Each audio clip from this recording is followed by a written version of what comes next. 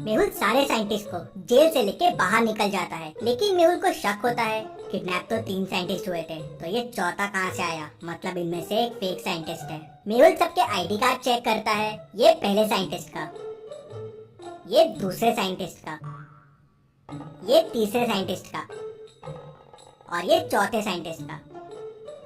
अब इनमें से एक आईडी कार्ड फेक है। क्या आप बता सकते हैं इनमें से कौन सा साइंटिस्ट फेक है? सोचिए और मुझे आपका आंसर कमेंट करके बताइए।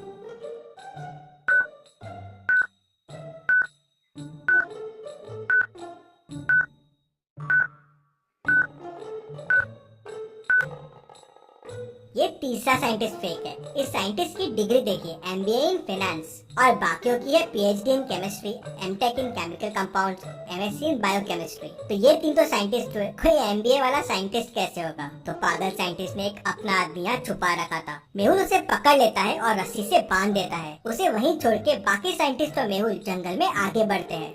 और यहाँ पागल साइंटिस्ट गुस्से में आ जाता है कि सारे साइंटिस्ट जेल से भाग गए हैं। वो तुरंत अपने आदमियों को और डॉग्स को उनके पीछे भेज देता है। पागल साइंटिस्ट ने जंगल में केमिकल लोचा मचा रखा था, जिसके वजह से जंगल के कुछ एरिया की केमिस्ट्री बदल गई थी। हर कलर आपस में बदल गए थे। ग्रीन कलर येलो हो गया था, ब्राउन कलर ब्लैक हो गया था। अब आप सोचिए और मुझे बताइए, ट्री पे जो रेड एप्पल्स है वो कौन से कलर के हो जाएंगे? सोचिए और मुझे आपका आंसर कमेंट करके बताइए।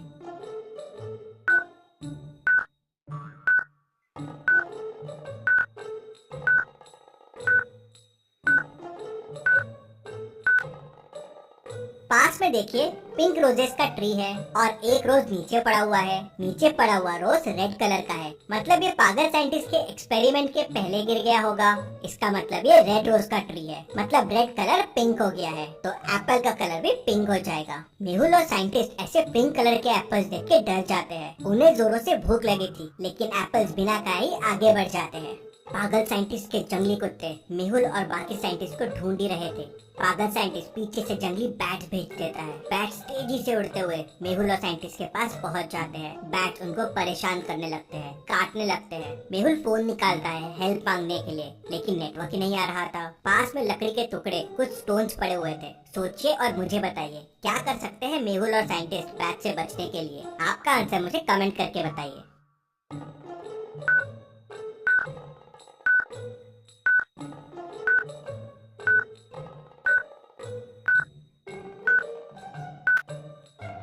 मेहुल ने जब फोन बाहर निकाला था तो फोन की लाइट से बैट्स थोड़े पीछे हुए थे। वही मेहुल समझ गया था कि लाइट से इन्हें डर लगता है। बैट्स नाइट में ही जागते हैं, दिन में सोते हैं। मेहुल ने फोन का फ्लैश चालू कर दिया और बैट्स को दिखाने लगा। उससे बैट्स डर गए और वहाँ से भाग गए। मेहुल और साइंटिस्ट तेजी से जंगल में आगे बढ़ने लगे।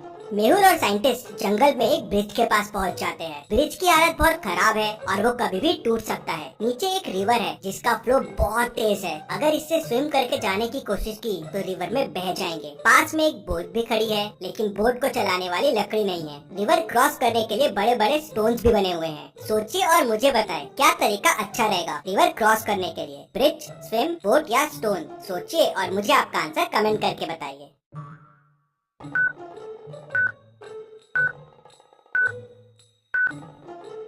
रिवर का फ्लो बहुत तेज है, तो स्विम और बोट काम नहीं आएंगे। अगर आपने बोट से जाने की कोशिश की तो वो अलग डायरेक्शन में ही निकल जाएगी, और अगर ब्रिज से गए तो वो टूट जाएगा और आप पानी में बह जाएंगे। मतलब स्टोन से कूद के जाना ही सेफ है। मेहुल और साइंटिस्ट भी वही करते हैं। स्टोन्स पे कूदते हुए रिवर क्रॉस कर लेते हैं और जंगल में आगे बढ़ते हैं। जंगल में आगे बढ़ते बढ़ते मेहुल का पैर एक मधुमक्खी के छत्ते पे पड़ जाता है। उसमें से बहुत सारी मधुमक्खियां बाहर आ जाती है। मधुमक्खियां मेहुल और साइंटिस्ट को परेशान करने लगती है। वो आसपास देखते हैं तो ट्री की कुछ लकड़ियां पड़ी होती है, स्टोन्स पड़े होते हैं। अब इन मधुमक्खियों से बचने के लिए क्या करना होगा मेहुल और साइंटिस्ट को? उनके पास 4 ऑप्शन है।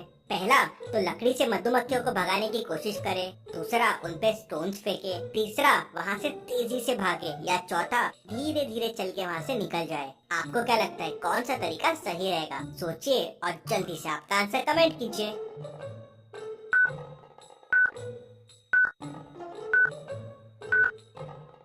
लकड़ी और स्टोन फेंकने से मधुमक्खियाँ और चिड़चिड़ा जाएगी और परेशान करेगी। शायद डंक भी मारे। भागना भी सेफ नहीं है, वो पीछे भागेगी। धीरे धीरे चलना ही सेफ होगा। वो लोग धीरे धीरे वहाँ से वॉक करना शुरू करते हैं और मधुमक्खियों से बच जाते हैं। तभी उन्हें पीछे से किसी के चलने की आवाज आती है। मेहुल को उसके बाजू में एक परछाई दिखती है। क्या आप इस परछाई को देख के बता सकते हैं ये कौन होगा?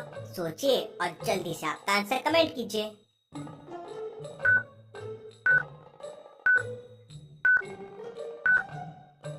सर कटा हुआ है, मतलब ये एक ज़ॉम्बी है। ज़ॉम्बी को देख मेहुल और साइंटिस्ट वहाँ से भागना शुरू करते हैं। भागते भागते उन्हें सामने का एक गड्ढा नहीं दिखता और वो लोग उस गड्ढे में गिर जाते हैं। अब ज़ॉम्बी उनके पास आने लगता है। गड्ढे पे उन्हें कुछ चीजें दिखती है। 3 गुलेल दिखती है, एक बंदूक, एक कटर, एक बैट। क्या इनमें से कोई चीज को यूज करके वो ज़ॉम्बीज को भगा सकते हैं? सोचिए और मुझे आपका आंसर कमेंट करके बताइए।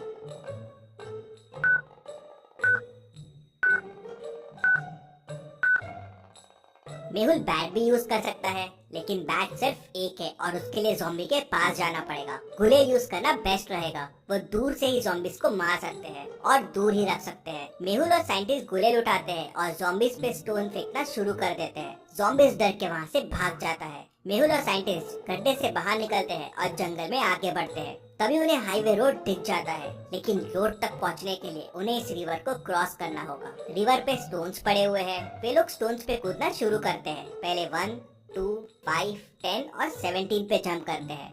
अब नेक्स्ट स्टोन्स है 24, 26 और 28। सोचिए और मुझे बताइए उनको कौन से स्टोन्स पे जंप करना चाहिए जो सेफ होगा। अगर गलत स्टोन्स पे कूदे तो स्टोन्स टूट जाएंगे और वो लोग रिवर में बह जाएंगे।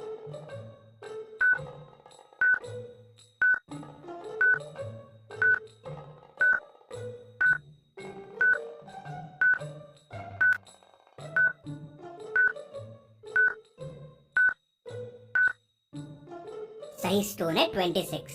1 और 2 का डिफरेंस है 1, 2 और 5 का है 3, 5 और 10 का डिफरेंस है 5 और 17 और 10 का डिफरेंस है 7। तो अगला डिफरेंस हो जाएगा 9।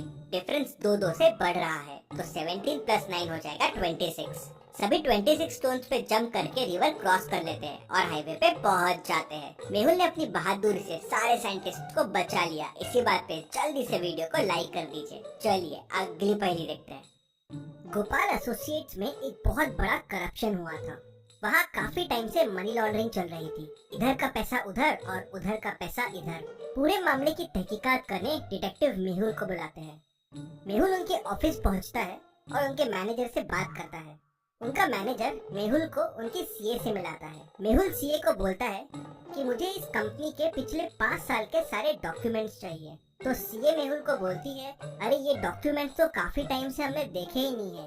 ये सारे फाइल में एक अलमारी के अंदर रखे हुए हैं। मुझे लाने में थोड़ा टाइम लगेगा, मैं लेके आती हूँ। थोड़ी देर बाद सीए सारे डॉक्यूमेंट्स लेके आ जाती है। जब वो आते रहती है तो उसके हाथ से फाइल्स गिर जाती है। वो उन फाइल्स में से डॉक्यूमेंट उठा के मेहुल को देती है और बोलती है, ये लो डॉक्यूमेंट जो आपको चाहिए। मेहुल डॉक्यूमेंट्स को देखता है और बोलता है कि ये नकली डॉक्यूमेंट है, ये तुमने अभी अभी बनाया है। कैसे? मेहुल को ये कैसे समझता है कि ये नकली डॉक्यूमेंट है? क्या आप बता सकते हैं?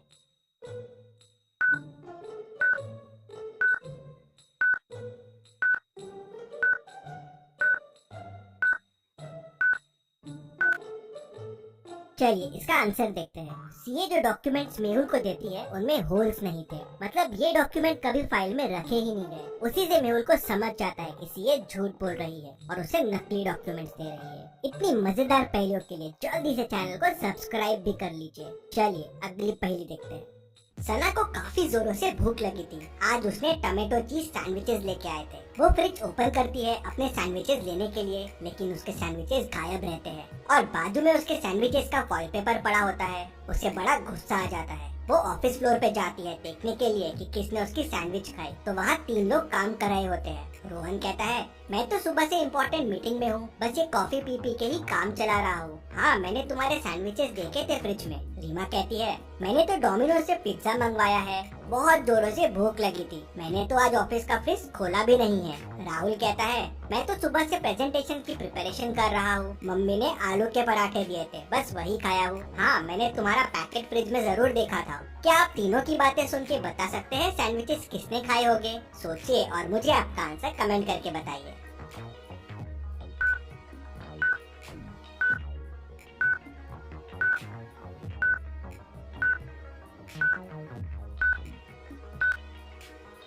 चलिए इसका आंसर देखते हैं। सैंडविचेस रोहन ने खाए हैं। रोहन को कैसे पता चला कि सना ने सैंडविचेस लाए थे? उसके सैंडविचेस तो फॉइल पेपर में रैप्ड थे, वहीं वो पकड़ा जाता है। चलिए अगली पहेली देखते हैं।